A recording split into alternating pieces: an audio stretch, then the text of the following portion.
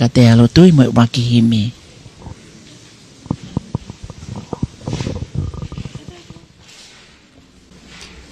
Pe folofola himi, e kamata ake e tau polotu, whakamanatu si perikoula, e kolosi ha whakamisteri, ko hono ni mange au, hono ngofulu maua e folofola himi.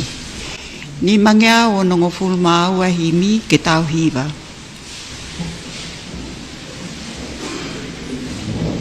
Hiva e ai ofalahi, hota koeri i mua. Na ane hifo ki mamani, ke huhui ai popula. Ofa e ka koha ofa, nene whai he akau. Sisu na ane mate noa, ke huhui a koe moao.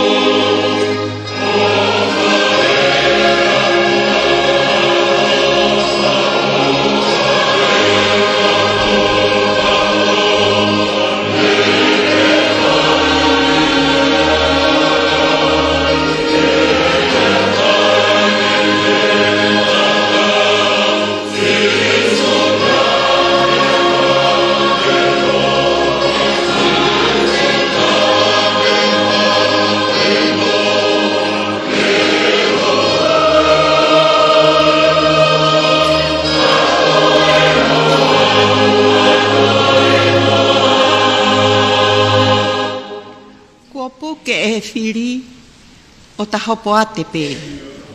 Hai seini pe aki i kai lava ho tavete.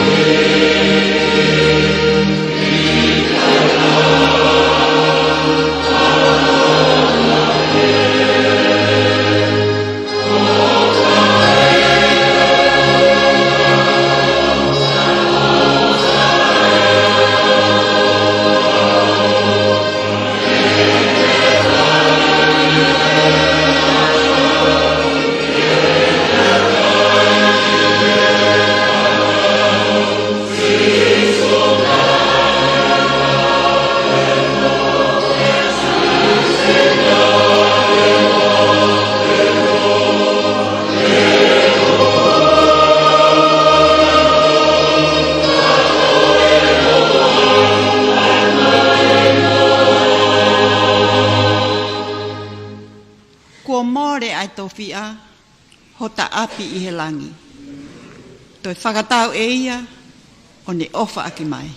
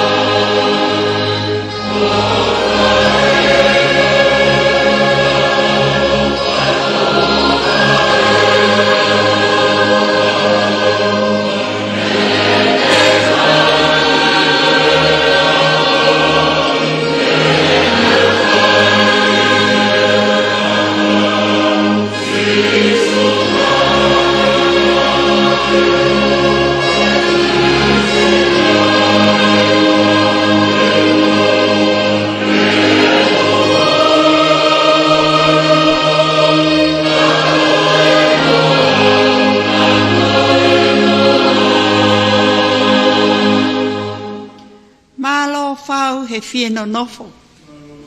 Hoto ko e li moao.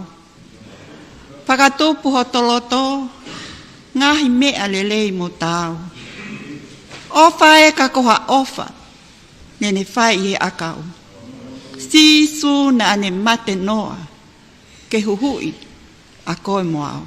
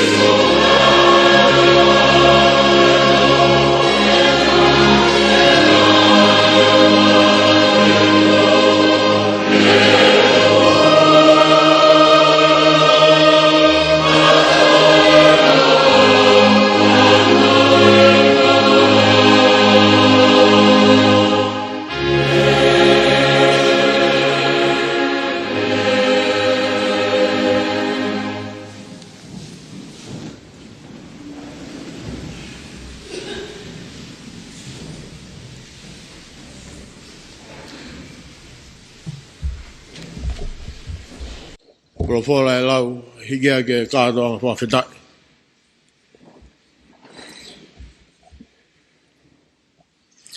O e poroto e whiawhini. Kono ua e pseria Paula ke kai korinto. Vai o fulu mātolu, ves ni mā, ki hongo fulu. Pea no lau.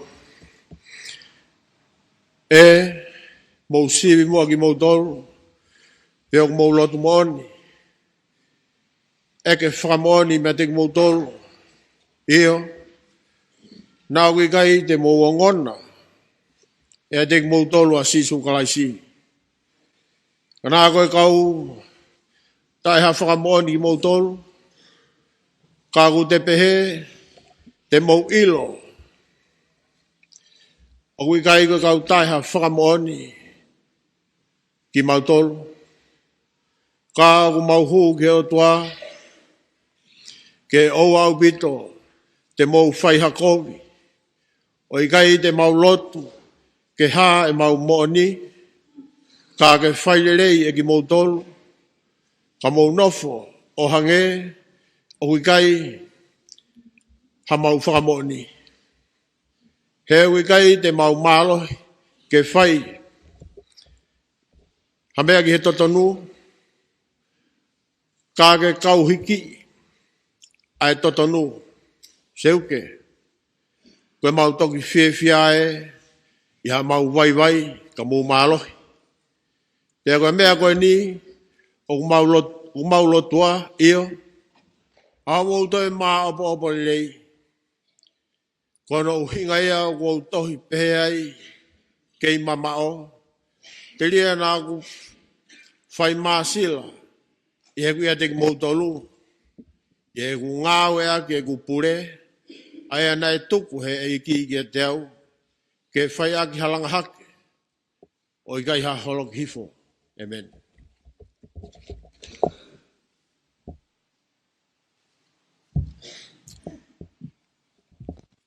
Ai tāpuha, ai tāpuha, ai tāpuha ko Sihova Sabauti. O langi o ku fonua ia hewani pea mo mamani. O langi ana e matai e he palofita. Pea taluai e ne kalanga o ia we kita kua te auha. O e tangata longutu tai maa.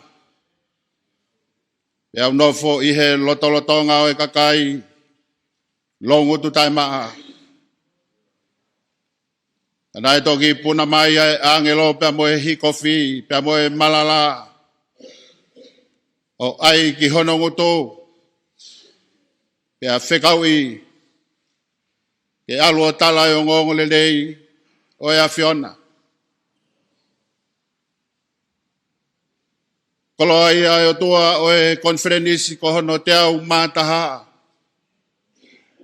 Ko e talanoa o e kolosi na e ha whakamisteri. Pea ko e langi o e kolosi ko ia. Ko e lami. Whelaulau ai a Fiona. Ko e lami a pe ia na ne folofola. Ko hokosia e taimi. Ke whakalangi ai whanau tama tangata. Pea hange pe o ku pehe ha whakalangi i he sio ai tangata. Ka koe langi au e a Fiona. Aho a fio mai. I o alo kune tau kovi he a kau koe uhi ke whakamore i e mau ngahi angala. Mau koloa ia. E nai ia e taimi. Na e tapa ia e kalofia maa pia mei he tau kakapa. O ne hulungia a e whanga i he si. Pea toko hifo a e kolosi pe ia o e a Fiona. I he kere e kio koeni. Pea talu mei ai. Ai mauangoi, ai mana, ai iwi o e kolosi. I he lotu o kumau whai. Pea koe ahoni koe talanoa ia ui kai mawai pea moe loto. O nau tolu kotoa pe i he foi one pea moe tauhi lotu o whai. Ai talanoa. O e kolosi nai ha whakamisteri. A koe kolosi o Sisu Kalaisi. Whawhetai koe talanoa pea moe whekau o ku hau pea moe kolosi. Koe toka te rinei au ku ngarivare kia te nau tolu o ku whakatau ki mala. Ka kia te nau tolu o ku whakatau ki he moui o hange ko ki taua. Koe eivi au e o tua. Tauange pea moe lau maari o e a Fiona. Ke uhui ai talanoa ko ia. He koe talanoa ia o e lami. Tau pe ia mo e lami na e mate tā mate i. Ke lau kia te ia. Ai mawhai pia mo e malohi. Ke lau kia te ia e poto. Pia mo e koloria o laui kuonga pia tai ngata. Seuke ta koe talanoa ia. O e langi o e kolosi. Ko e poto e tamasi ko Sisu. Na ne whakamasive siva e ia. I ne to'o ai anga o e tamai o eki. Ia ne hifo mai. O ne aia e tatau o e tangata. Ia ne kāta ki mamahi o au ki he mate ka koe mate i he kolosi. Ko ia. Aho mau whekau. Whawhetai e mau koloa e a Fiona. Hangai fofonga mai aho a Fio. I ngahi koloa whakalangi kotoa pe kua ke toku i he loto. Sea o e kātoa ngā whawhetai o e fiaf koen. Plesten iako. Pea pehe kia te nau tolu kotoa pe te nau whakakoloa e hao whakani. Tā pua ki mai e kau whaihiwa ka e mai e kau purehiwa. Takau mai pia mei he o tu mua ai makahoko walu. Ia mo e potsi asio tonga lere ka mau kautaha i he fiaf koeni. Ala mai lau maari e. We i ho mau loto. Ke mau maua iwi pia mo e malohi o e kolosi. Ka iai ha mau tutoku pia mei he. Ka atoanga whakawhetai o e fiaf koeni. Ko mau hau alofa ia. E ngahi tāpua ki pia mo e ngahi whekau o e kolosi. Whamore ang nau tolu he kui kai te nau ilo, ai mea ku nau whai. Ko osi. e tamai, ko toko atu hoku lau maari e ki hea whiona. Malo e mau whekau me mehe kolosi, mau fia, e mau to e whanongo ke ai he pōko eni. Mea au kai ke hausia he mau loto ke whakatolot mai ai a whiona. Mau whaia loto ni e wafa peo siso klaisi ko mau eiki, mo whamo ui. Amen.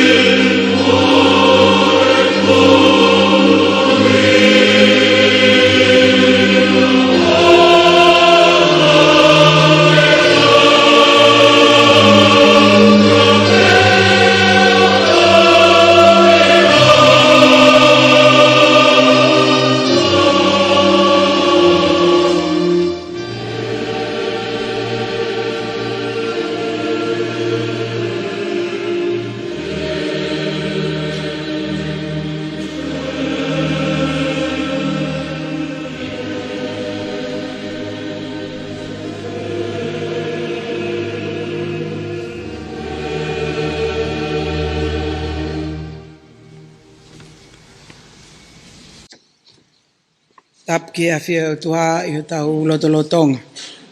Tap ki hono whale tapuni. Tapatu ki a hou eiki. Ki a kou whatapat ki hamata pule. Tapat ki he kau whaiwhekau mo lava mai ki polo tuni. Patap ki kau lea, kau mak mo tore kau hiva. Whatongia i he kamatanga polot koen ke taritali leiki mo tolu ki polotu. Whamanatu o e tauni mangofulu o e kolosi. Pea o ko whawhawhonga i atu ai konfidenisi i e taritali leiki mo tolu ki e polotu ai a ko whahauko mai ki e whale lotu tonga le ka i e whiawhini. Whamalo ki he kaulea ai a ko nau lava mai ke whakakakato e whatongia koia.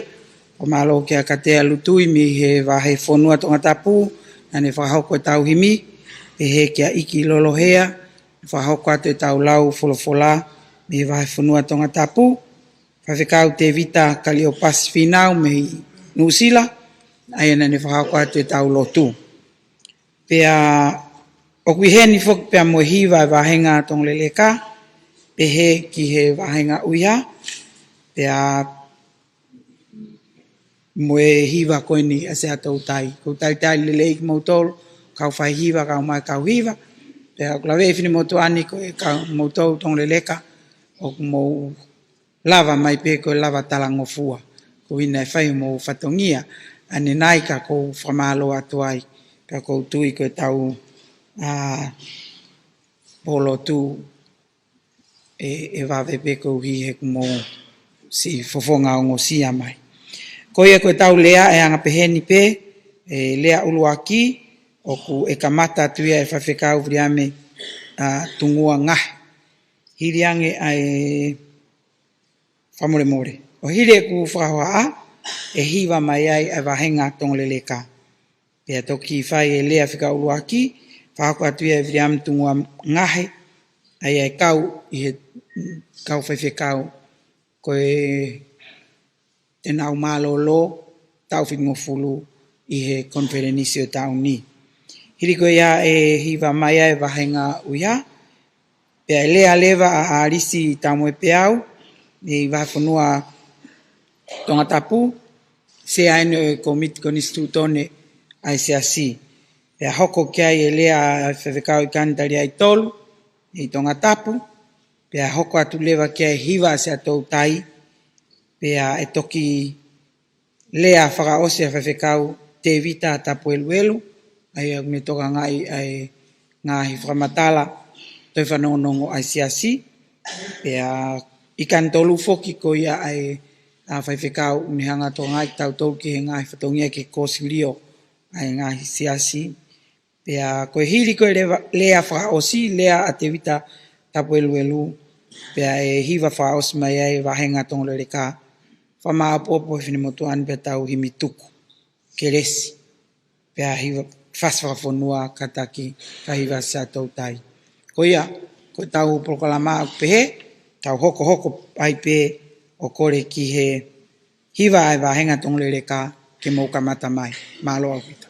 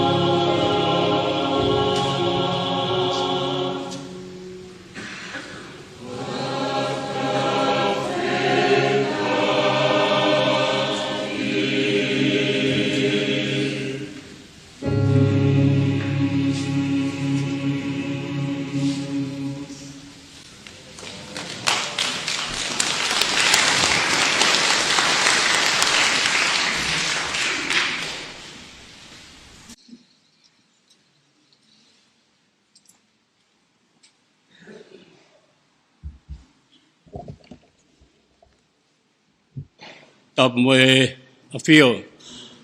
Ai o tua mafi. Ko e wuniwalu. Ko e ao niu. Whakatau katea. Whalewelewa o taimi mo i taniti. Tap mo e poto taboni. Ko whakatapui. Whaia e tau whawhea ngai maani honi ki o tau o tua. Tap mo e la tupua o tonga. Hau toka. Ko e hau malu o e whanua. Tapu mo e mahina ku huhulu whakatau lama e hala whanunga. Io ko e whatu pae. O haa maafu mo e ka hau o e whanua. Tapu mo e palata wake o e ongo kauhala. O tu laine top tapu. Tapu. Mo e palata tiu me. O tonga ko eni mo e ka hau. Pea ko kore, ke uhu whangat, he talamalu e whanua mo e lotu. Sea kai omi haku whainga maari e ke utalango fua, ki he whekau o e boni. Ko e whatongia rea o e boni, nai amanakia ke he kau wai foa. Ka aku whakafuri e ahanga, te nau amanaki au ke mau whiunga i pēa. Ka koe lere mai koe ni, o monu ia nge whai talongo fua he whai whi lau lau. Sea koe e tau rea ku taka he whonua, ke he ngā tonga lahi nai whi wholaua, kai kite no ai e ki motu, ko eua. Teu ki iririu si he pōni. Ke he ngā tonga lahi nai whi wholaua, kai kite no ai e motu ko niua. He koe kurere mai mei ai. Ka venga rea o e pōni, o kuto oia, mea sere maia, wahe taha fitu vesi fitu. Monu ia, ka koe mafi, o kutu ene whalala, ia Sihova. Io, ko Sihova hono pāre tua. Ka venga rea, koe kolosi, ko e pāre tu ai au haa tangata, ki he mo uita ngata. Ko e kolosi, ko e pāre tu ai au haa tangata, ki he mo uita ngata. Ka inga ko e kolosi, o tau talanoa, mo whakamatala e ahoni, o kui ko e kolosi haa whakamisteri. E gai ha mea ku misteri, ko e mea au kai lava e he tangata tatala, hono kano misteri. I kai laga. O ku whakamatala i ai ho tau whakangata-ngata mo e mea efu mo e angahala. Ko e tu uia e kolosi. Ha whakamisteri. Aluatu pe tangata mo hono mawhai mo no whakangata ngata. Kai ke lava ia tatala ai pulonga e misteri. Ko Sihova toko tape. O kune tatala. Ke lava ke tau sio ki he kakano o i misteri, ai hoi fua ai hono whinangalo. Ke hifoak, ai kolosi hawhaka misteri, ke tō wha, he kere o tu pouru aki i pure la a. O hange koe ngahi talanoa. Pea oku whakamatala i peia e he kolosi, ai kolosi. Ko e kolosi, ko ene teolosia, pe ko ene tala o tua, whai pia he o tua. Pai kia hakaunga e tangataki ai. Pea ko huinga ene misteri. Pea o toki whakafou mai e he o tua, ai kakano o misteri, o close half a misteri, i he konsenits, o e tangata mo e whewhine, ko whakatomala, pea tui piktai ki he o tua. Ko mea ia, e whakamama he o tua tala mai, ai uhinga. Ko tau os whanonga tau tolu ke he ngahi wholo, me he uho mo e kalauni o e kolosi. Ala tamai, whakamore aki nau toluni, he ukaki te nau ilo, ai mea aku nau whai. Ko e ahoni, te ke ipala taisi moa. Whewhine, ko ena ho tama, ko ena ho whae. Ilai, lama, sapakatanai. e hoku o tua, nā keria ki au kai ha. Omi haku inu. E tamai o kou tuku hake hoku lau maari e ki o nima. Ta koe fitu e wholawhala haku osi. Koe kakano ia o e kolosi. Tapu mo ene awhio ko sisu na e hoko mai aki mamani. Koe whakakato ia ene misiona. Na e whai me he kolosi o karewai. Kai whoki mai ki he tau kawe ngā. Koe kolosi, koe pāre tua o haa tangata ki he mo uita ngata. Koe haa pāre tua. O kulahi hono ngahi analasio. Peko hono ngahi whakauhinga mea. He tau tuku whakaholo whakatonga. Ka kou whingau a ki pē. Ai au sia mei he tautai no o anga. Ko taimi ko māua e kau tautai no o anga o whakaheka. Ai nau ko toa e no o anga. Ka nau alo ki halakakala. Ke whai ai no o anga. He kai mama he kau o ko pē mai ai tautai pe koe taki. Kua whakaheka e pāre tua. Pako ni pehat pe koia, kua whakaheka. Whai e wholau o whai no o anga. Pea ka whai anga. Kua iha ika taane. Whai ngā taa au pito ke whakahake ki waka. Pea koe tautai urea. To mai e pāre tua. He ko ose ho tau iwi. Whakangata aki ene mo ui kai whai ngofua no whakaheka ki waka. Pea au whakahingo a rewa he kau whatu rea tonga. Koe pāre tua ko tau whaka. Ko hinga e pāre tua koe whaka. Ka ose iwi e tangata. Mara e no anga. Whai ngata ake whakahake i ka taane ki waka. To mai e pāre tua. Tāmate i aki kai whai ngofua no hiki aki ki waka. Koe kolosi. Koe pāre tua haa tangata. He mo uita ngata. Nā tau sio peki whai toka. Talu me urak mātua. O kui kai toki hoko mai o tuai he ngata anga o tangata. E tuu whakatoka a teri ne. O ku hala e tau ngau e rea. Koe ngata anga o tangata koe kamata anga o tua. Nai kai toki kamata o tuai he ngata. Nai kamata o tuai me kamata anga. Pea toki hoko mai ai tangata. Ko whanau mau pe pa ko tui ton ke whakaton ton. O ki kai tau, ke toki kamata o tua he ngata e tangata. He nai whē tangata. Koe tangata nai whau mehe o tua. Mōna sione wahe uraki. Mea kotoa pe, nai hoko mai mehe o tua. O kui eiha mehe taha e ata mehe o tua. He kai ke ngata e tangata. He nai mua anoa pe o tua. E tonu angi tau pe. Koe ngata anga o tangata o kuo pe ai o tua. He nai he kamata anga ai. Koe kolosi, koe pāre tua. O haa tangata. Kono whakau ki tau tolu, ki hem uita e ngata. Kana e whau kotoa pia mehe o tua. Pea aku mooni e ngahi whola e fitu na e lau atu. Koe uho ia, pe koe kalauni ia, o ia na ihe kolosi. Ka koe kolosi haa whaka misteri.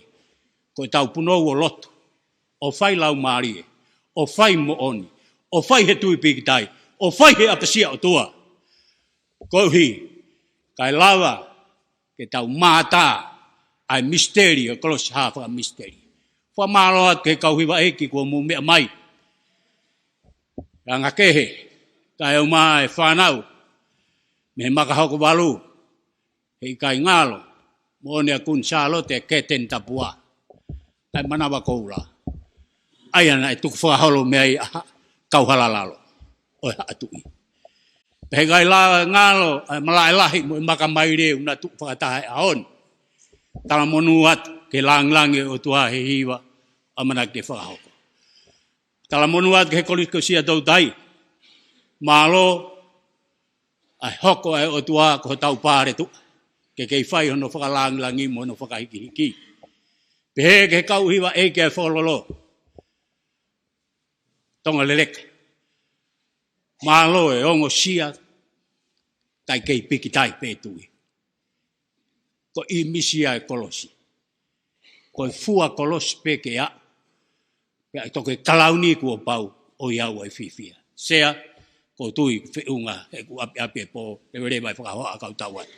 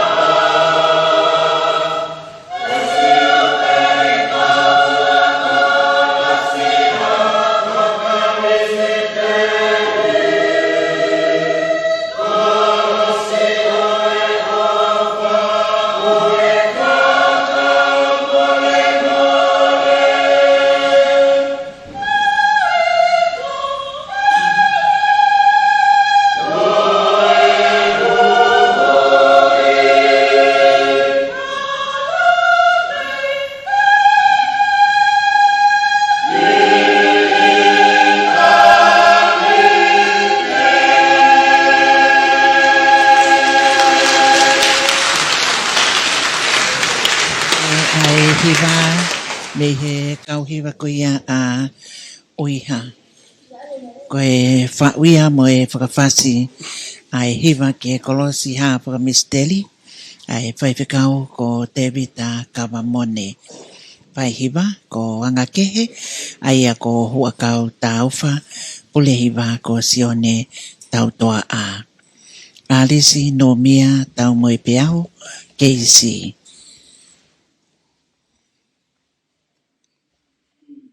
Whatap. Ya fio hene ai o toa mafi.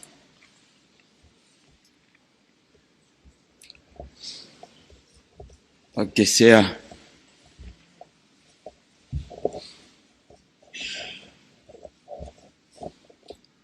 Whatapa at ke whanau mo whanamo pua ho ik.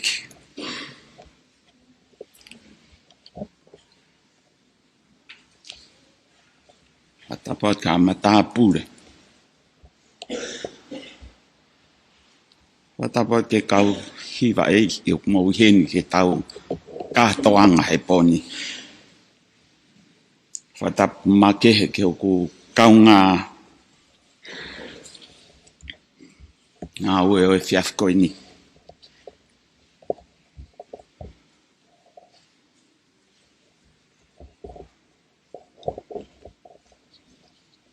Kou lau kou koloa.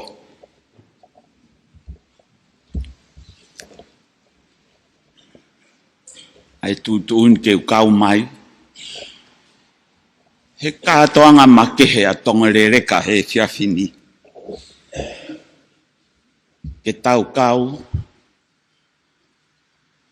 Hono kātoanga. Ai siuperi koula. O hāwhaka misteri a kolosi i pule laa. Koe ngahi whakamatala whakateolosia. Ko whai ia he tangatai Palestinia niu. Moi kau helo e mā ai mala e ko ia.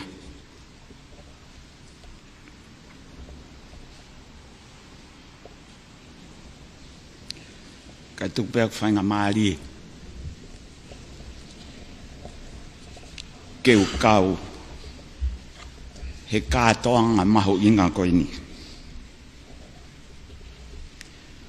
Siuperi koula. Ta oi ni manoa. Ahono i whakalea ai tama ko tau whahau tupo wha i aho ko ia na e whakaha ere mai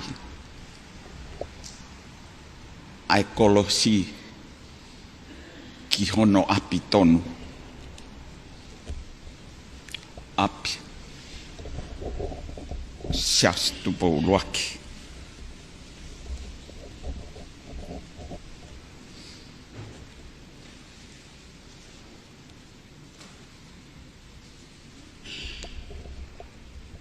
neu mawhana ma kehe pēa neu. Tō wholofola e tamatui.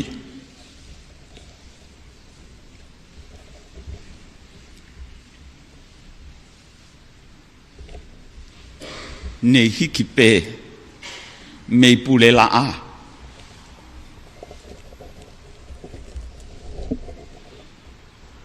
Kere o tu pou loaki.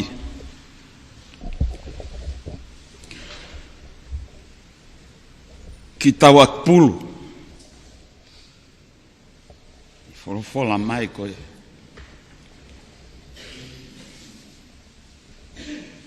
Kere ne ki. Ki rea e tohi. Pea tau lue tau ataina holo. He ngahi kere e koe ni.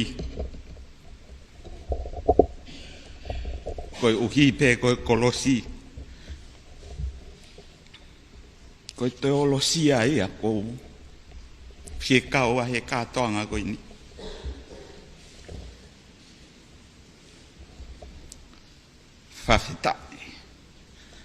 Whawhitai e kia mau koloa.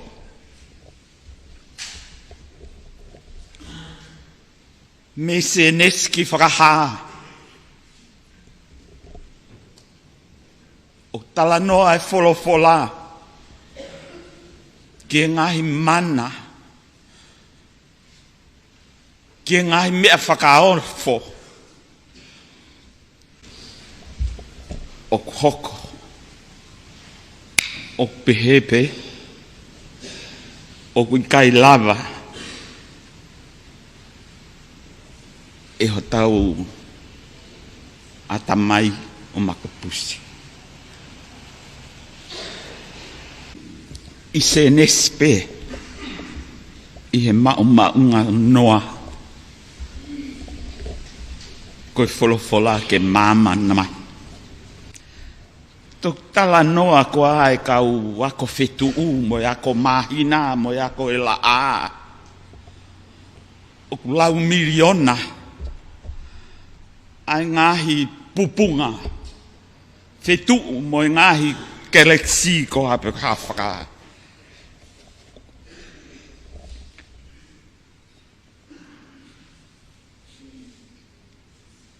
ta honi takatoanga tau ni manoa ai pupunga fetu na ngangana ai mama na e huelo ife i pulela i pangai i hapai i tonga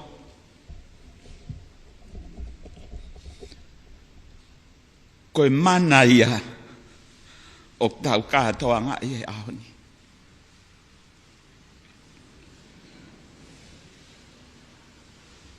Nā ko tau whaianga aki e lotu moi tui ka kou whawhitai mo whamalo o kwanga e siasi o katoa ngai ai mana koe ni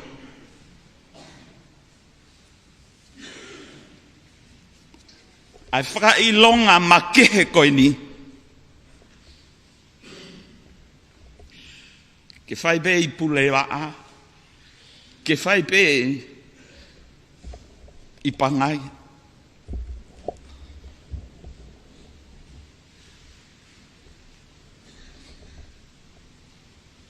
Pau tau fie maari e kotoa. I he ngai whakamooni pau.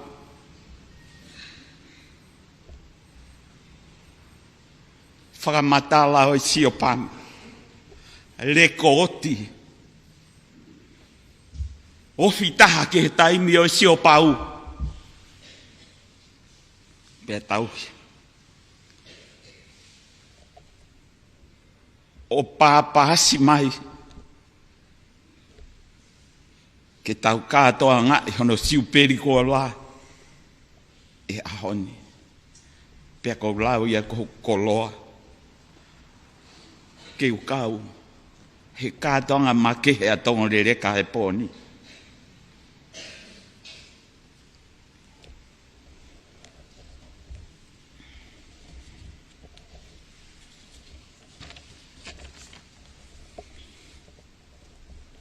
Mumia i koa. Ka whai a te ki hopo.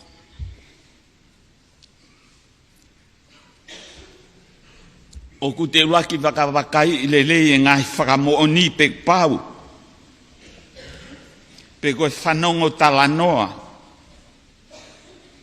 Pe na ere kooti. Ofi ki he le lei taha o manatu. Pe na e whaitai. Pe na e fua.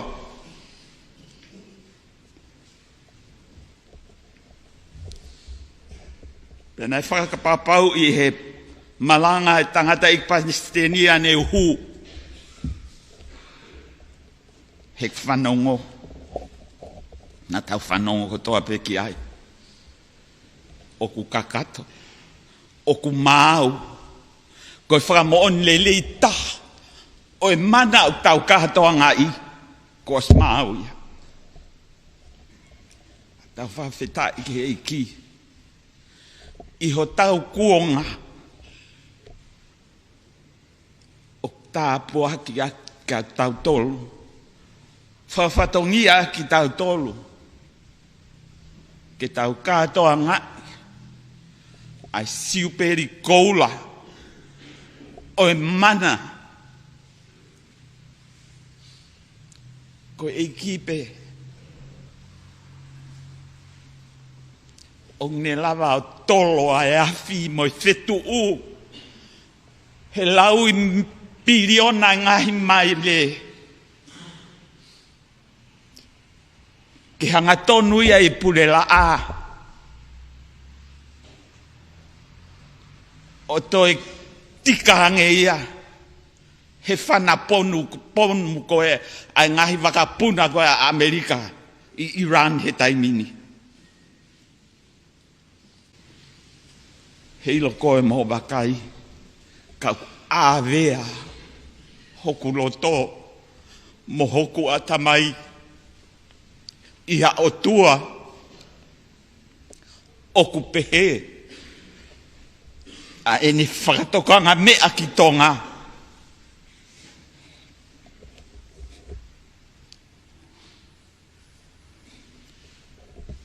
Pekune afio i pe, sea, ko ilo au ko tonga re kani, mo ui, mo whewhua i hapaini. Ko e whanga ki kakai lau pisi eiki, ko ia goa.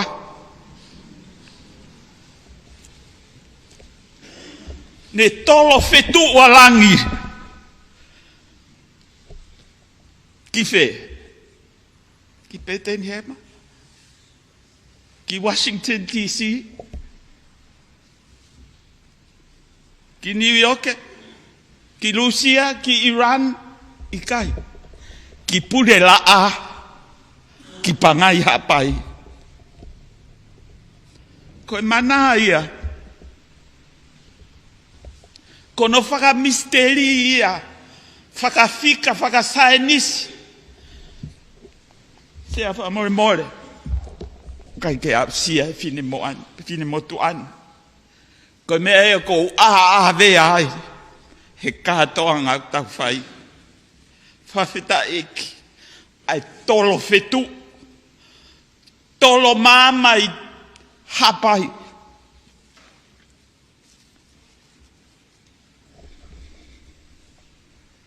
Ke maulave monu, hono katoa ngai, mo hono whakatoka ngai. Ok mahu inga, ai tokanga mai a langi, kia koe moau i tongan i ahon.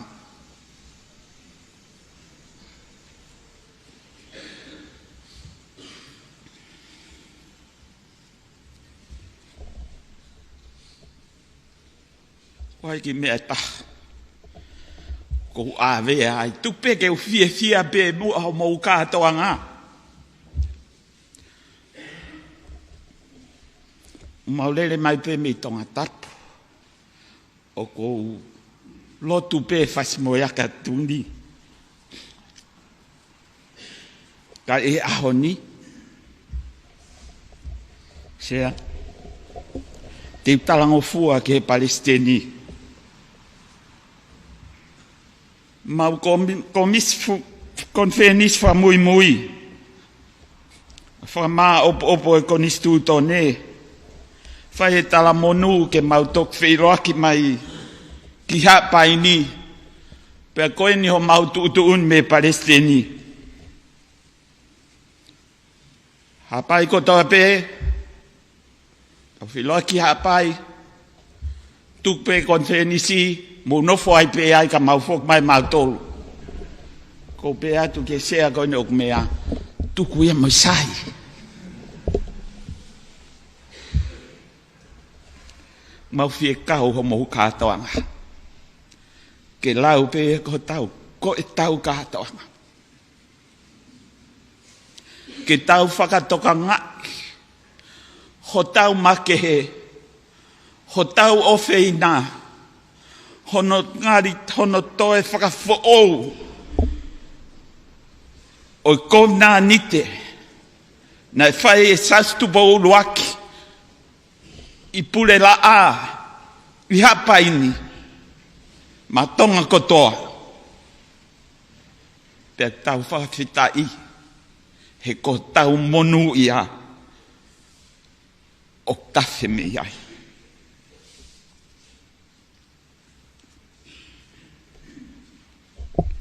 Wai ki mea ta. O to o ai o ploto. I he ta o siu peri koula. Koi ni. O kwa manaki e pule anga. Ke nau katoa ngā e mo whai e whakailonga. O tai te au ni manoa. O e konistu tone. O e tā walfit nima. Nā ksio peke matai whika. Kai katoa tā whika au. Mā lo pe lawai whika. I he whika alangi. Koe hawha misteri ai kolosi. Na e tolo whetui. Tolo mama. A loto langi i pangai hapai. Tau te au o e konistu tone.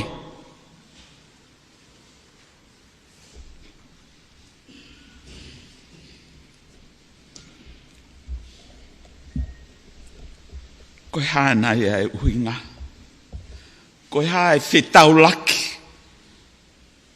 Ai mana. O tolo whetu alangi. Mo e whaki tau ataina. Mo e whatu whonua atu poulaki. Whaingo fua e tau tari. Ko hiko i tama koe ni. Atu poulaki. Mo e konistu tone. Na ane whoaki.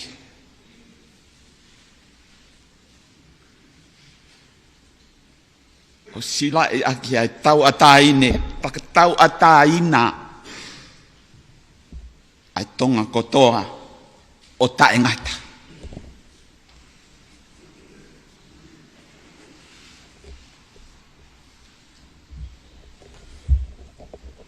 Ta. Ko tui ko nakai ngā. He tolo whetu ua ngā langi. I pule laa. I he hoi fua. O whakatau a tāina. Mo i konistu tone. O kune whakotu ai ai mea lalahi e tonu i tongani. Uruaki ko tau a tāina. Ua. Ko i pureanga whakatui. Mo i tolu. Ko i ngāhi lao whekau aku mo i kere kere o whonua. Pea ku nā whekau kau aki. He tāpu aki. O i whonua ni.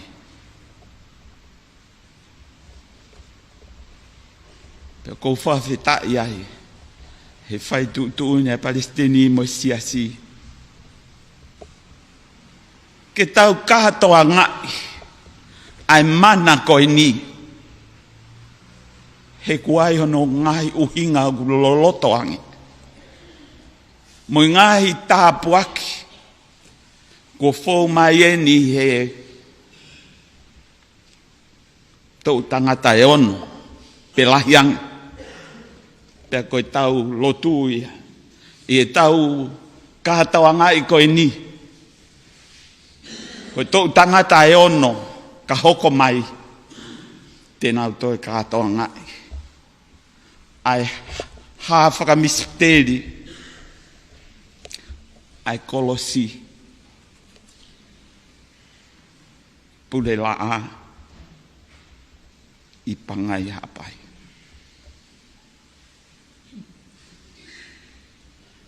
Ko whawhetai ke eki.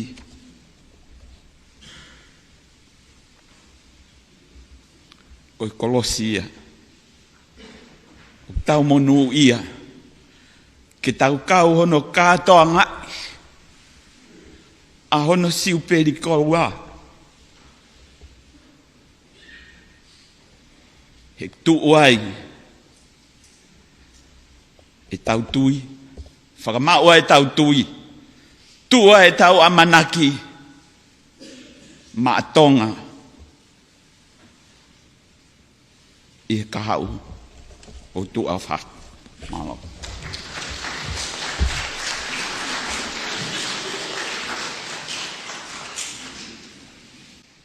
Ko Alice tau moi piao.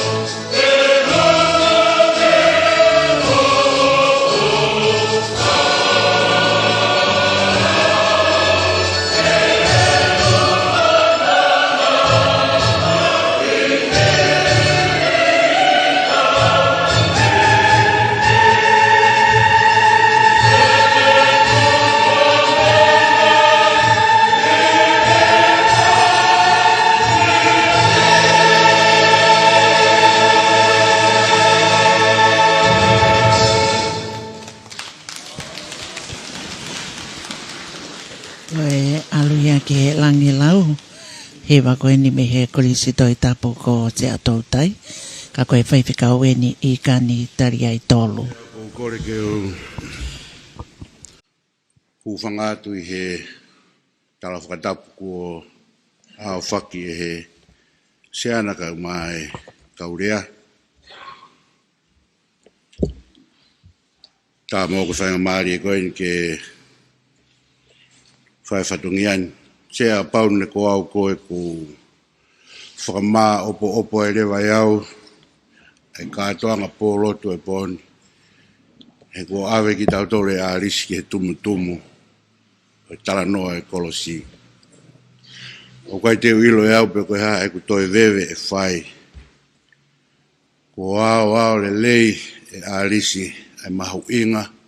E kātoanga o tau whai he tauni. Ne o ngoia sea te talango fua pe mua.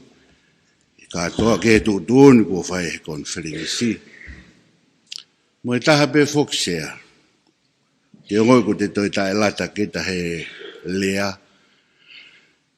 He wangi ka tau ke polo kalama o se lea fai ariti pe au tu pe au lea au.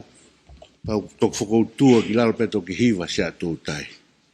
Ko hiva se atou tai uhinga ka te au longo hongo tupa ke alo taun ki lalo.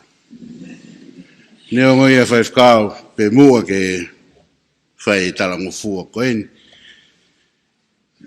Ke whawha pe mua na e peha mea ke au ngai I he whatongia o e whiwhin. Sea, nā ngau I hapaini he tau e tolu nai. Tau wawhe ki he wawhe mā tolu. Whawhiwhia te whoki mai ki hapaini. Te tonga e ngā fufonga. Te ngā fufonga maheni peo e ngā whaianga lotu I hapaini. Nionga kua mōre atu e ngā fufonga maheni nihi. Whiwhia he mamata ki he whaihiwa auhia. E wakau. Kau tangatai au uiha. Ma Finawata. Tangatai au Tongoleleka. Pe au kōkau he nihi. Mau toho mau tata. Mau whakaapa mo mau whiwhia. E toi mamata. Kia te kumotoro. Kau karistiani I hapaini. Me tau kātoanga I. Ai kātoanga. Siuperikola. Ai kolosi. E haa whakamisteri. Wohanga e arisi o awe ki tau tolu ke tumu. O e talanoa e kolosi. Me kātoa ngau tau whai. Wha more a arisi kau ngāwe ke rea koen. Wo esi afi. Wo tolo afi. Wo esi afi a langi mo he wani. Ke whakakoloa tonga. Whaia esi afiko ia I pure laa. Moni. Ko tau monu ia anga ia. He wikai. Ko e afi ke tau mumu ai ko haa tau afi. Ufanga I he whakatapu. Ke tau mawhana ai. Kau hange ko e mea ko whai. E arisi he whiawhini. Tolo whetu alang. Tolo afi alang. E se afi whakalau maari e ia ko whai e lang. I pure la a. Ma hapai. Ma tonga.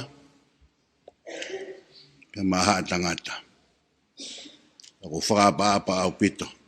Wha pe te kuhakua e kurea e whai. Kua kātoi he kaurea ia, e mea te ala rea I he whiawhin. Ka kou whaampe ke whai ki tala noa koen. Nā eke kia te au e he toko taha. Koe hae uhinga o ku whotunga makehe pehe ai kolosi haa whakamisteri I pule laa. o uhinga ki he fōtunga koe whatula watsea o kātu mo tongai mai biango ki Kolosi e ua i muani. Koe Kolosi lan kulokula e mo Kolosi koe ni o kuhiri i he te pile. Koe fōtunga o e Kolosi o kui na e hā koe pe o pehe koe talanoa na nauhanga o si mai whakatatau ki he fōtunga o e Kolosi na e hā whakamisteri koe e sia whakalau maari e ia a ho tau atua maa ki tau tolu. Pena eke e tō taha ki a deo o kuiai nei hano maho inga makehe ai fōtunga o e Kolosi koe ni o kuha i pule la a. Mui Kolosi tawanga maheni ai huwhanga i whakatapu hange koe ni haa e Kolosi lan kulukula Kolosi papa koe ni uhaat pa mi muani. I o kuiai e ne maho inga makehe pe au foki e maho inga koe ai a ke tala o historia. O kuiai ai koe tala o e Kolosi o kuha whakamisteri pe koe hae koe e sea whakalau maari e nai whai e hotua maa ki tau tolu kai he fōtunga hā mai pe ako tui na ia hano uhinga ai hā ai Kolosi i he fōtunga o e Kolosi koe nuku hā i he te pire moia koe o kuha i he api o tau whaahau ko pule laa. Te mo tongai ai fōtunga o e Kolosi i ngahi i onga kau whalawa i mui kau whalawa tapatolu ai. Tapatolu i olunga, tapatolu ke whakalawa to he mā. Pea oku ngata tapatolu i e kahi ngahi Kolosi lahi oku ngāo i o tapatolu. Pea moe vae o e Kolosi. E kono tala noa o peheni. Tau whāua e di hiria e pekia Kalaisi. Hao e apostolo ko maake airina ne hiki e ngāi kōsperi. O ave e talanoa o e toituu, o e talanoa o e ha holo a Sisu Kalaisi, o alumuie ki ispite. Manat ko ispite ai api hono ua o Sisu. E talanoa e kōsperi na e whikau e angelo a mere me Mosio Sifa, na o alu ki ispite, he o lolo tonga whekumi. Lolo tonga whekumi e bureanga ke tāmatei huwhanga e whakatapu ai pepe tangata kotoa pe. Pena holataki i rewa Sisu ki ispite. Ispite e api hono ua o tau whakamoui. Pena ne tupu hake ai. Pei alu ai apostolo o ave ai kōsperi ki ispite na nau ave aki ai toka te rine koen. Pea koe mea iau makehe ai ai talanoa o e Kolosi, tau talanoa ke me Kolosi hawha misteri. Na nau ave ai toka te rine ko Kalaisi, e tangata kakato, koe otua kakato. E toka te rine o tolu tahai otua, tamai, alo, moe lau maarie, maa on uhingai e tapatolu, e ngā hiuma, moe fofonga, o e Kolosi o kunau ngāo e aki.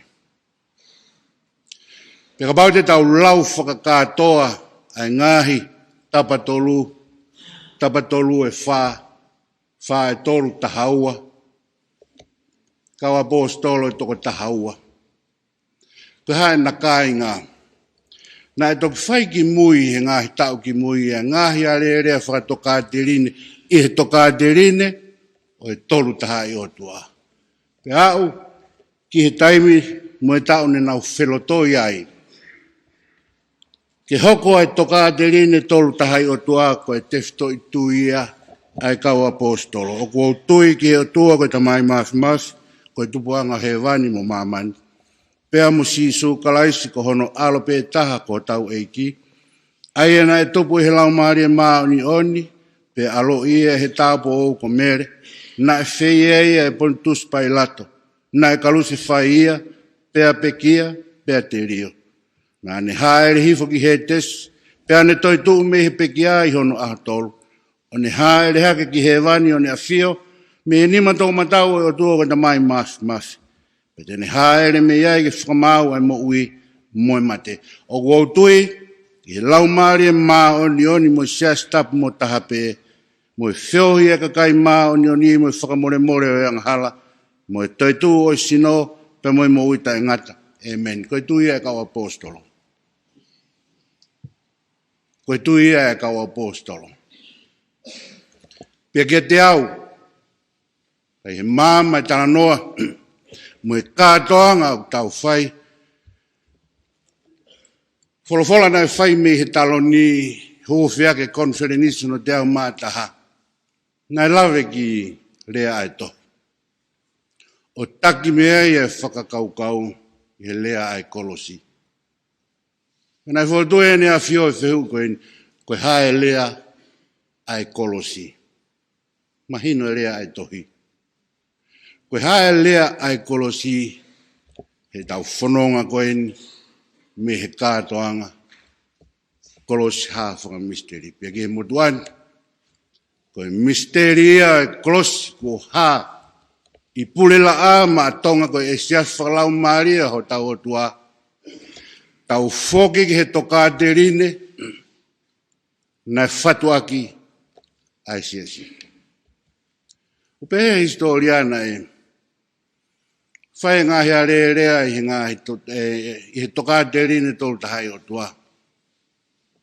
Pe toe whakamo ui e ni ihi ai lot mo e toka te rine o kune ao ai tangata kakato mo e o tua kakato aho tau whakamo ui a kalaisi.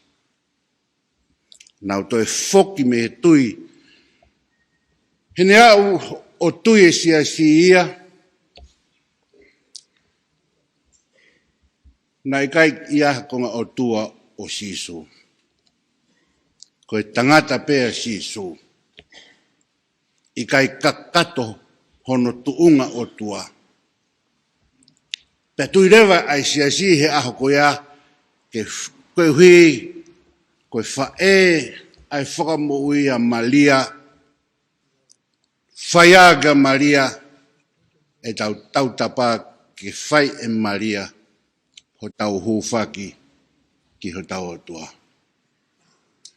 Ka ainga koe ni, nau muwhele, topu ai e spite, se asiku i loa ia i he ahon nau kei tauhitu umai e te whtoi tui mo to kātirine, tui e kau apostolo, o kui ki nau tolu koe Coptic Church, koe Orthodox churches. Nau kei tui mahu inga ke puke, ai mooni mea, to kātirine, tolu tahai o tua. Paka tui e kau apostolo, mahu inga ea ki kolosi ke te au, mo e fōtunga. Peka pau, koe fōtunga to tonu peeni na e hāwhaka misteri, na e tolo whetuu. E tai haa mai pule laa, pa tako ho tau whakamanatua ia, tau whoki he tau tokāterine, kene hanga, o whai ha tau whakamui. Mea pe ua whakaosi, koe rea ai kolosi, mue lea o e kolosi. Lea ai kolosi, ako whaton lea ai kolosi, koloski ko lan kulukula. Ngā wholofola nei whai si su me he kolosi. Kai umai ngā au e nei whai kalais o iku ke kolosi po tau whakamoi. Lea ia e kolosi ia. Ke tari ai wholofola kua whai ho tau hau. Koe hae lea o e kolosi he tau whanonga koe ni. Lea e ni o e kolosi fōtunga ku hae pule la a. O kua utui ki o tua koe te mai mafu. Mo sisu klaisi kono aro. No lau maari mao ni oi. Kuvatu.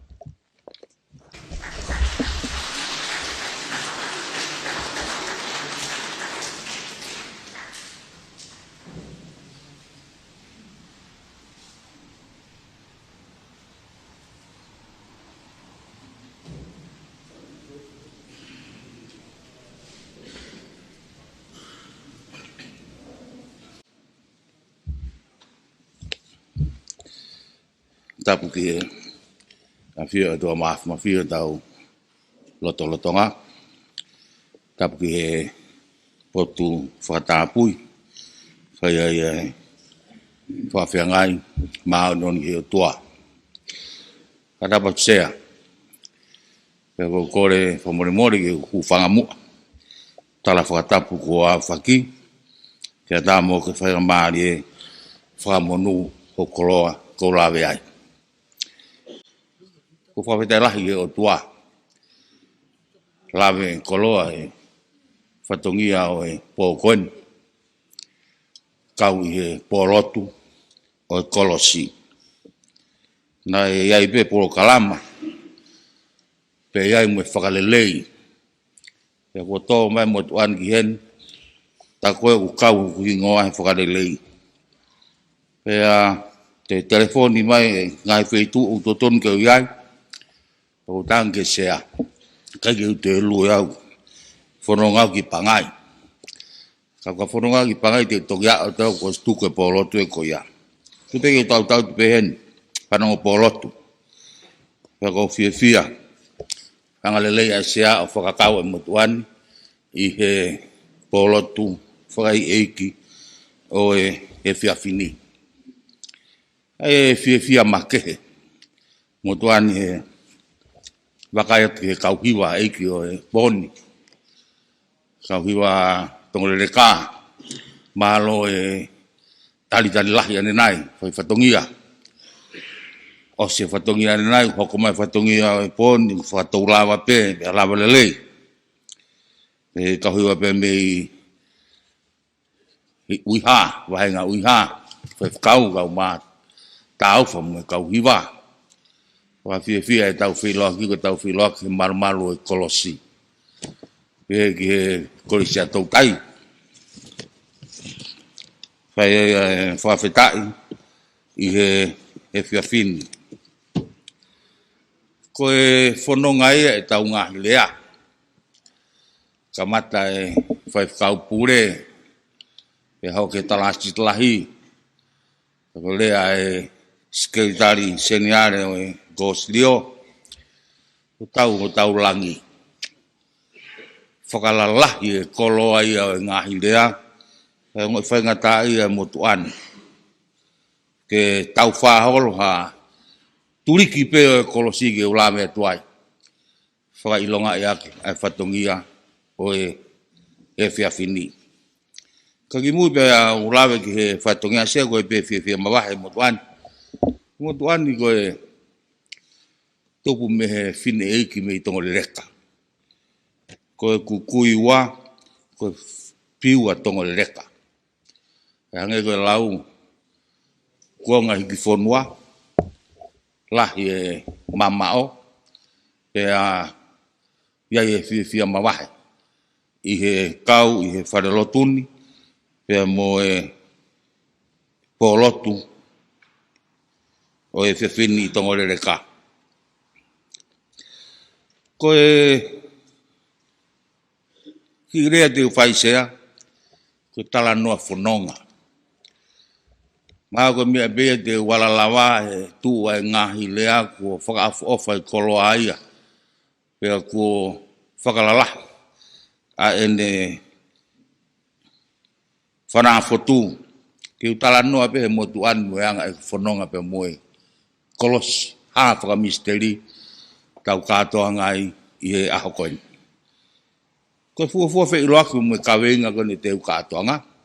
Hake ku whakatau ke he sea ko motuan ko whatongia ko tau he whakamatala si.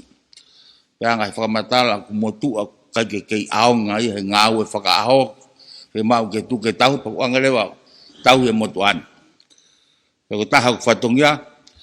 Pea whakamatala motu o whe mau pea eke mai. Pea ko tau uanoa ua tolu. Na eke angi.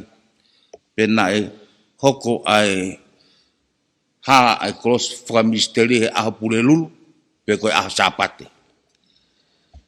Pea ange ai wheheuia, nofo hakure hake ngahi re kōti, pea mālo pena mau re kōti. Koe konga e tohi noa e whaikau ko kalavite uila, na hiki o kau ki he kolosi. Tala noa koe konga koe e tohi noa o tala noa ki haa e kolosi. Pea mau pea mui kalon kari. I Novema o e taiwa fitunima. Mui mea kalon kari he haa e re. O au tonu mea haa e re ki he kolosi. Pea mui mea kalon kari o whai mui whakamatala. Pea ke whakamatala koe aho sapate. Kei mo ipe tala noa koe aho pure lulu. Ka koe anga pia mana tu mwere koti. Hei pe tai miau to keke. Whakamaa pope to he katoa ngai ahoni. Aha wano o katopa. O e tahiwa fitu ni maa koe aha sapate. Pe kamata mea se ku nofo whakaukau ke kawengani. Tāna ke whakamata lana. Tō wholofola ai. Klaa ko nga whonuata mga tupo whaa, ko kolosi ha whakamisteri. Ke motuan ni ko fui hingoa whainga taa ia ke motuan. Weke motuan ni ke maua koloa, ko hano uhinga, ko hana hano whekau, ko hana hano akonaki ke motuan ngo koloa ke kunguni loto. Ka whange utala mai he ha whakamisteri ia, ta ofi mai. Ko mi ane fu loloto, misteri. Ko mi ane fu tau kakapa. Ka ke ao ngai whahinga whaa ia koe nā, i e tahi koe ni. Pepe e whanonga. Ai mo e whakahoko mai koe, whakahuafa ia, e tō wholofola e laa ko ngā whanua. Ke ia e mai kina mo e momou ke whahala ki ai. Whanonga i pe motuania o tu uta mai ki hapai ki konferensi koe ni. Koloa ia lahi he tō wholofola tala noa i hufi o konferensi. Tō e tō wholofola tā noa i kere hange ku mea gaya e rea ai talasit lahi. Rea ai tohi pia mo pure la a, pia mo e kolosi. Pia tala noa i rea ai tohi pia mo e ako. Ai ofo, ai whanua he lava e tohi o rea mai. Taka whakamaa pupue ko lava e peke ngahi rea. Rea ai kolosi.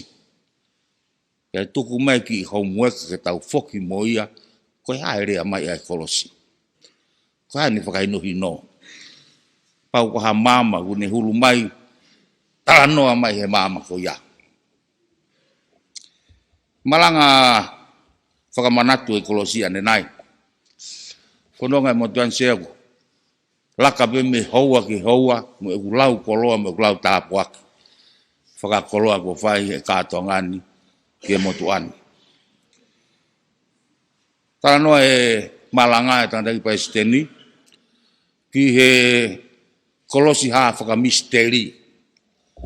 Pane ome u whakamooni, pane lo lahi mai mo ngahi tala noa ki he api ko pure la a me historia. Whakamooni mo rekoti ai pātere pe moi. Whakamooni sio pau ai kau maulotu hengi me ngahi otu motu takatakai. Pe fo i rea e malangana e pe he. Koia kusolova e misteri. solova misteri. Ka koe whihui, koe hahano whekau ka te tau tolu, ke tau tutuku mo ia. Kolosi, ha, whakamisteri. Ki tānaki pepe me tānaki whakamatala, taha e tala noa o e api, pure lana e tuua e ulak whare lotu na e langa. Hiki mai e misnare, Sion Thomas e taha walu tau noa, pea langa e whare lotu, pe kono aigo e tuunga malanga, mo e awhio anga, pea maurunga tuunga malanga ia kai lalo e awhio anga. Pea nei whae tipeiti mo e whewhusiaki ai. Hau ka tau whaahau, na e tupu tāmaka tau whaahau. He ai ke ukuhala whakatonga ia, ke i olunga ha, tangata malanga e ka ilalo e tui, mo e hau eiki. Whakamatala rewa he misnare ai uhinga. Ko e fola, mohono talaki, o ku maa lunga tahai. I he mea kotoa pe. Pea tau ke tau whakawaiwai, pea tau tukulolo. Pea pea tā noa, na e mokoi ki ai whinangalo, o tau whaahau, ke ai pe ai awhio angai lalo, ko ne whakapa-apa, mo ne whakawaiwai, ke fola ai o tua.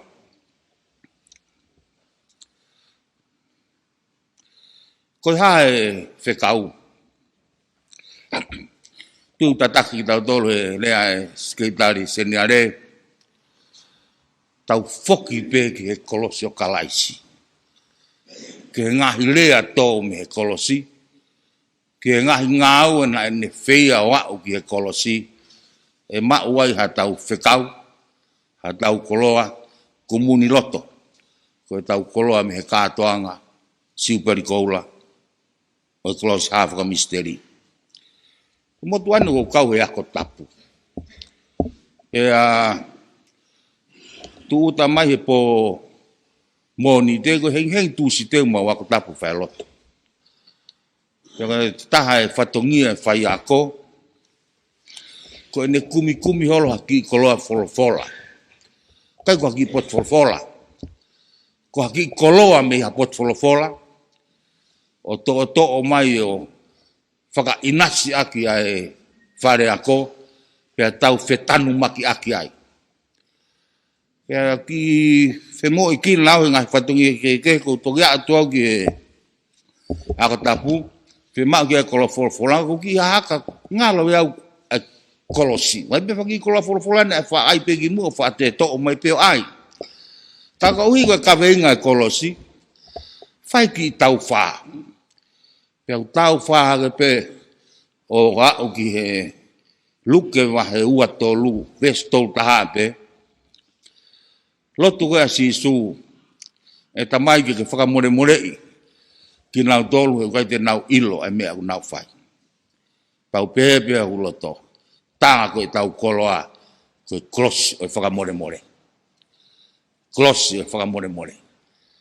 Koe ki koloa ia, ke whaia e ako tapu, o maua hano ki whekau. Ko whia sea. Hange ko hau pe Hawaii mo whia anga ko kau ki ai tānaki mai pe whakoloa. Whai mau o kui koe alelea. Pea te toa te koloa tu kiloto ka tānaki mai pe tau whetanu maki aki o langa ake.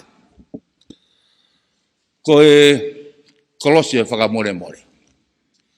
Toki mama peke mo tuane tala noa, ko lotu a sisu, mai kau tamu kena nau whai hono tuki whao. To e hamala, to o moe tau. Kau tamu kena nau kalanga ki kaluse whai ia. Kau tamu koe ko tumu ia o e whai kovi ke alo o tua, o tumu ako ia. Nau hangau kaluse whai, ai alo o tua. Pea ko ene lotu, ene mau taimi, ongo sia. Fua e kolosi, na aho ia he ngahi whakamau angata e mau ha mālolo. Pea ko rau ki he taimi ko ni,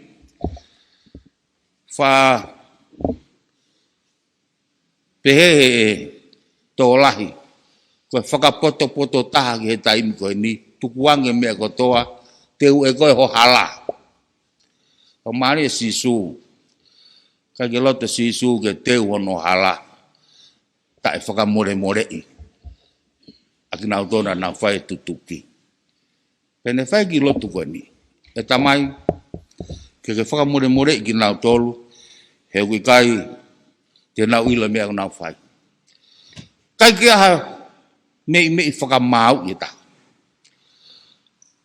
Ka pau nai nofu e ke lama kovi. Whakatu nai kovi a moe ihi a moe ang hala. Ka nai whai mai pe ang hala.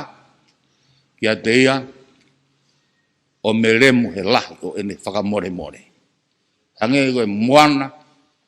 Ofa e o tua. O ngalo e whuka e tau ngahi anga hia. Pe ufi ai nau kovi. Tangi ke whakamore. Hanga whakai tanga tau tau whatangi ke whetongi. Tau tangi pe ke nifo ki he nifo. Mata ki he mata. Tau maaria sisu. Whai atu e kovi kotoa pe whahinga e tangata o au ki e kolosi pe nau tutuki ia. Pe toe pe lau sekondi pe koe lau miniti. Pe osi. Pe mehe mama koe ni. Na ke i toe pe ene whakamore. Tae ai nau e me aia koe whekolo aki. Wā tamaki. Hange koe niko kua mea o kutupulaki. Kai ngahi wā tamaki e ko alu senturi ke piki lawe tamte. Wā e apiako, wā e whanua, wā e kakai. Kovi kok whai atu e ahoni, mai atu alaka hanomoko puna nai o whetongi mai i e kahau. Maa whana pia he tāno ki kolose whakamone. Ke lau e puna ke sisu na ke pore, ke whakangata hia. Koe hala ia ko more, lawa e wete kina. Whakangata hia. Whai ate kovi a mamani ke sisu, pene whakangatai. O ikai ke toe whetongi atu ke whetongi mai. Ke tā atu ke toe tā mai. Nane whakangatai ia. Ka lawa ke tau melino. Ka lawa ke tau kamata fo'ou. Ke tahi ki koloa.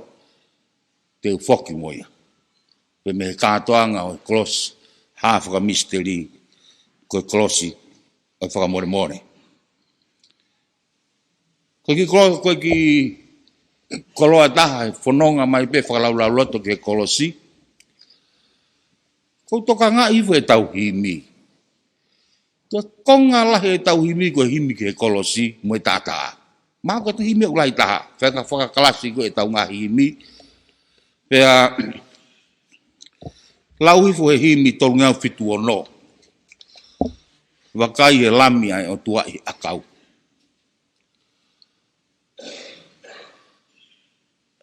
Lokai ki konga e upehe. Ko ki ui. Ko ui men ka koe pa ko ui men ka apa ko ui upehe. Mou hauni o whanongo mai.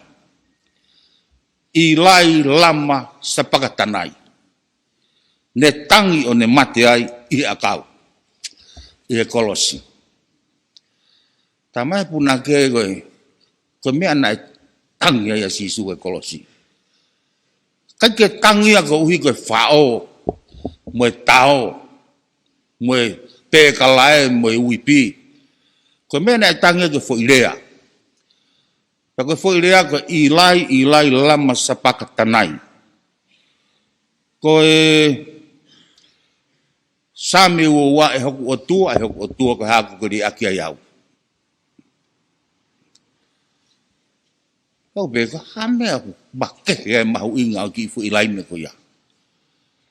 Ke kai ke tangi ngahi me hoko ki hono sino kai tangi he kupu ilea. Kau na do na mahendang be mo talanoa ko e folofolagi o tua ko me Allah ya. taha e tamai mo alo talu me I taniti. Ai taha e tamai mo alo taima vai. Ofa ake kotoa. Haia o whaka I taniti pe koe ke lava ia vete. Na e toki vete he Kolosi. Hina ngalo e o tua. Koe tamai ke neri aki hono alo he Kolosi. Ke whai ki ai e kovi kotoa pe a e tangata. Ko ne lava e mana e hou e ono. Pe fia pe au mai ke pe kia. Ai tangi koe hui. Koe taha koe na e lau I taniti. Ko motuhi e honi. Ko li aki e tamai he alo. Eki tānoa. Manatu e mau keisi atau tai koe whaifkau na e malanga. Pa me whaiki tānoa koe ni. Ia e ongo mea muri nai. Wango ngāu e whakatok pisko I tonga.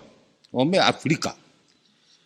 Pea nao mo na ki tamasi ke matatahi hahake ko fine hika. Ko feitu o ku whatu tamaki. Mo uhanga e ngo mātua e utaka toa te ki reka ia ki tahi. Toki o whongi me behe kau kai mea kai ko toa ia ki tua. Na ulere ato tu. Pea lote tagata eiki ke puna ki ai. Ka hanga e kau mea puke. E kana e puna na whakatou alua ipe. Ka pehe tau asa ki re ka siomaio. A manaki mai ke ne tamai kai peke e whahatokoni atu. Ke tua ua, tua tolu, ke asa aku tātalo mai pia me remo. Tamai le whekau. Kau nofo whakau. Peka hai whahinga whakakau I he atamai hoki I tamasi. E mate. Pe suat ke ne tamai kai pehane tokoni mai. Koe hae whakau ki atamai o ha tamai. Ka bau e mate hono fuha uka ke ne lava ia whahatokoni ki ai. Koe mena heo koe Kolosi. Koe tumu e mamahi o Kolosi. Koe mamahi a o e sino. Koe mamahi o maawai e tamai. Pea mohono alo. Koe hui koe haa. Koe hui koe haa umai a ene o wha. Ke te koe pea moa. Koe mamahi o Kolosi. Na e whai ma au. Pea whai ma aku. Pau te uwhaka maa popo e whanonga mai koe ni sea ka maa e poroto. Pea moi koloa e Kolosi. Whaka maa popo pe ka iaha ku whoki pe me kātonga koe ni. Res whakaosi e tolwhitu anō. Te u alu o malanga. I he akau. Te u pore ta e ngata I he akau. E kai moha mea si. E whai ki aha viki. I taimi pe I tāniti. Koe akau pe. Rewa e malanga.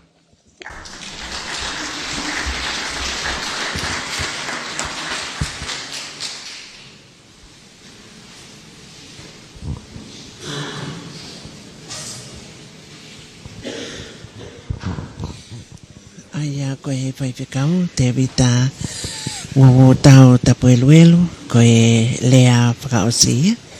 Iai pe ai whainga mali ki he hinga hei hiva. Makai ko he taimini, kau hiva pe a tonga lele ka. Nau fia ke toi o mai ha hiva I e takai hono wa. Malo I kei mawiwi. Malo e whai whakau tumau ko e whatongia I he lotu. Pea mo e konfelenisi hono te au mātaha. Ngai lotua, kei mawiwi, whakakakato, talu mi he tuuta ai poha I fuakawa. Mo e kau wholau, mi he whakaosinga wike kua tau si tua ki ai. O au mai ki he weekendi.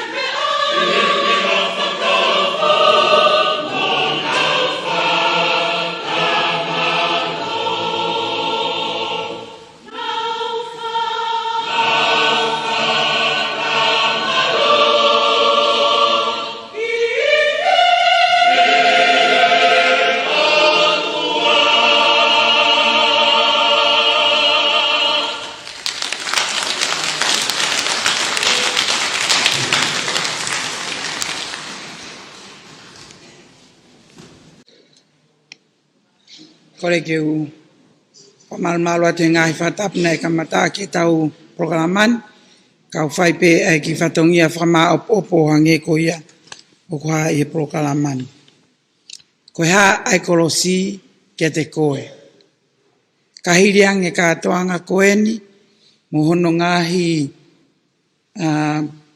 polotu mohono ngahi lea mohono ngahi framatala ko ha ai kolosi kia te koe whawhoi tui tui. Nau lele atu whukane nai he talitari atong lele ka. Mau kau he toat koe whanki mea hine hina. Pa mau ho atu ho tuku koe ke whetu nei tuku ai nai koloa. Pe au tangutu hifo i he tawhaaki o he tangata eiki koe ni na ne whai koe ni ai whakakato i whatongia lea tawhatafa he hau. Pea koe mau kou tuange kou ki whatoka ngai mea whoka taine ko tupo au me whai kamata e lea pea ne mea mai ko tawhatafa he hau tene whakakato atu ai whatongia. Pasi mai e mai ka au mai kia tawhatafa he hau. Pea ai ki lau mau a tawhatafa e hau. O se ves uaki, o kou sio ka tawhatafa e hau, ukai ne ki notebook, i mua. Aku sio pe ki ai o hange uku, aku whaatat moau e ki telefoni ke notebook. Aku ale ves uaki pia, tue hake a vea mo mea, vesi ua ves tolu. Ko osi ko ia hange uku whatotoka e rea ia a tawhatafa e hau. Kamata ke ki lea io hange uku, ki loloa. Pea aku whano hangi ki ngau e mai tawhaki koe, me tawhaki koe na e mea e tahine ko te po a me.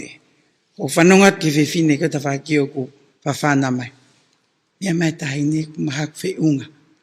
O ku sua tau ki he kau ngahi pola koe i mua koe i he Stacy, o ku sio mai tō tā kau pape mai.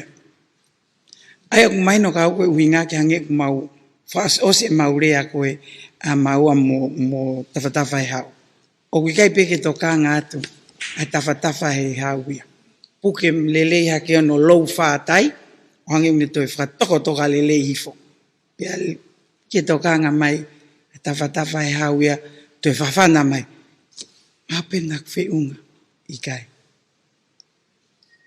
Koe hae kolosi, e ko wongo ka pauna ko ha ka to tahange e osiki kamata ke ha we ka ke filosofia mari e ke ne whakakau kau e osiongo ye ko hange o ku ka ke filosofia fia ko ku whakakau kau pe matang whataha pau ko au o toto ho ha mai mo toto pe mai hata ka te au kamata ke wange ko ki whakakau kau au ke he whakakau kau nei no fo mau pe tawhatafa e hawia hono ki whatongia. Pau hango whaka atatu kwene ki fo i vesiwa hange kwek la vei tatauia mo tau ngahi kaurea. Koe ki fo vesia ni koe e ki mau koe a tawhatafa e hau. Seu ke he motsi i fo i one pe te tua ki ai. Lea whika urua ki pāre tua. Mea ke tau whalala ki ai. Fo i one te tua pe ke kolosi. Ka koe lo toni koe liu lang. Liuanga. Tau pehe atu. Ka liu hoanga meheanga kake fuloko rerei. Ki heanga kātaki. Ki heanga whamau mau. Ki heanga nofo pe koe. Ki se tesi koe ni. Tolo afi mai. Ki hapai ke tau liuanga. Koe lauia ai rea koe ni ai sea o komit konistuto ne. Tolo mama mai, o ke winga ke tolo mama mai ke tau hange tau hiva pe ki ai hange koe hiva whakaf ofa koe a uia. Maalai. Hango lau koe a kau uleka. Ma te au. Foi hiva a koe pia osko ia pia ha. Osiko ia o ke riwanga. Ke riu. Ko mea kuwhi mau. Pea pehereva e whatafa e hau. Ko hoku whatongia ko tariang. Ko hoku whaa te umate ai. Ko lau ia ai o ngolea whaosi. Whamore more ko wi mate pe ke kolosi. Ho eki konferenis kaulea. Ko ha ai kolosi kia te koe pea moau. Ko pare tua. Ko esiafi ke riwanga ke tau mate ke kolosi fai ai whamore more. Ewe rewa whaoha.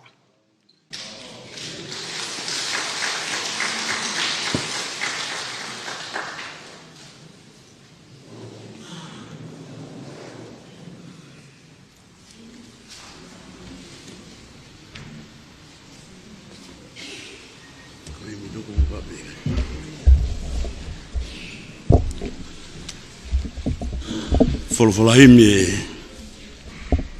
whaosiaki ai ngahi keles kua tau inasi ai pe mi he kolosi i he whewhini ni mangi au mā wha o himi ni manoa wha mu mea ke tau hiwa o kua ilo a hoku huhu i me fua e ku hia he funga kau o ui ke alu o mau ai mo ui. Pea whakawhetai na ku alu o mau. Kai whewhe a koe ala.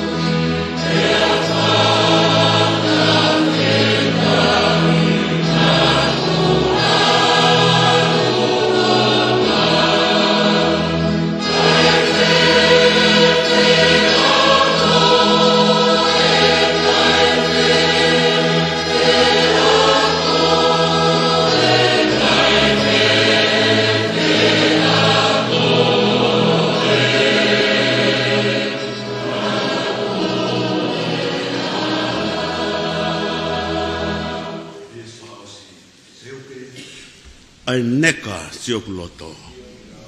He hanga ki mua I tua taimina.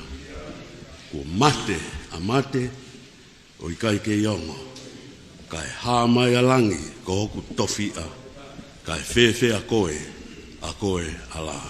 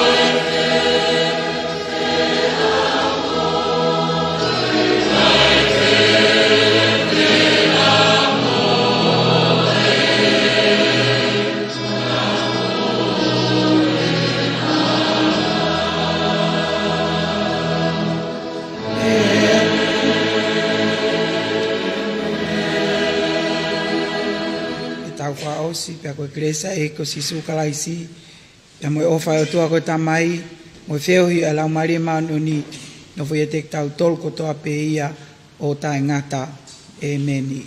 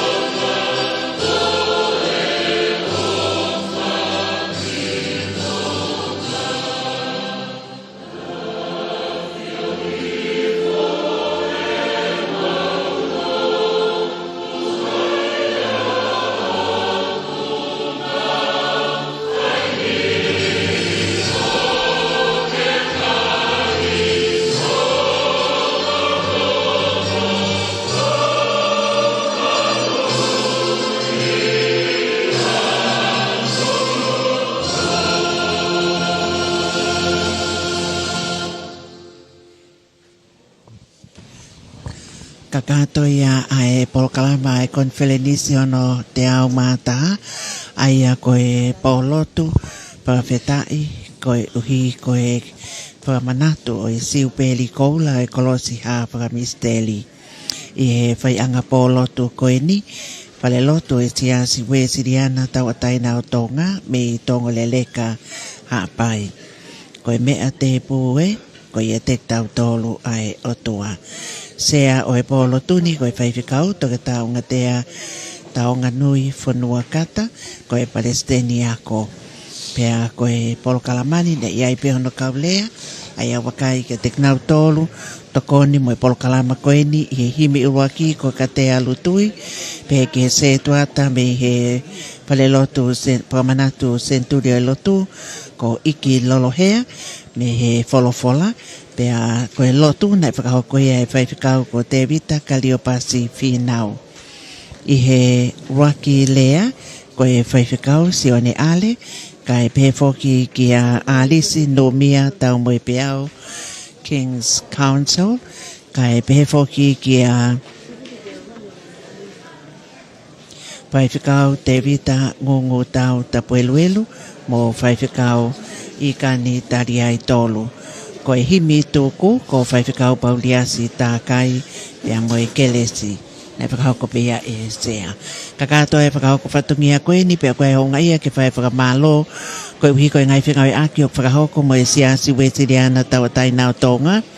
Koe eiki palemia o tonga mo ik tokon palemia mo e puleanga tonga. Whakamalo ke he kauta koe Value City mo e Comfort Zone Advantages o mawho ke Fexco Western Union. Pea e fia mo honga ia i e tokoni mo i poupou. E ikno pele havea tui ha ngana ko i whakafofonga o e hou ikno pele o e wahi whanua haapai ki he wharea lea o tonga. Ko e whakafofonga o e kakai ki he wharea lea o tonga. Wahenga tong a haapai tahaua mo e haapai taha tolu. Veivosa Light of Life taka kai pepo ki a Honorable mo ale finau. I he polokalamani whakamalo maloto nga ia ki he whafofonga o e kakai ki he whalea lea o tonga me he wahenga whili tonga tapulua ki pe ki e kōsili o ngā aue a kolomotoa. Whafofonga ia to e whakauko whatungiani e mau whakamalo loto nga ia he tau kau whakataha o ato e whakawhi ko e taimi ni mātou noa hengi au ho. Aia ko e hoko e ni māpe o whiki ai te mau kamata whakahoko whatungi atu ke he mea ke aho eiki pia mo e kakai o e whanua. Whawhanga ia to ai whakamalo me tim ngau e komsauni whakamawhala lea tonga i he wahi whanua hapai ko Sharon Elone pehe ki a Wawahi Lama so kai ak meta kai pehe ki a tukuafu te umohenga manatu waka pehe ki a Asusa ko e ofisa ngawe ofa asia pandi ki tongani ko a wakmata moala malo apito ho mau mea mai ka mau mea.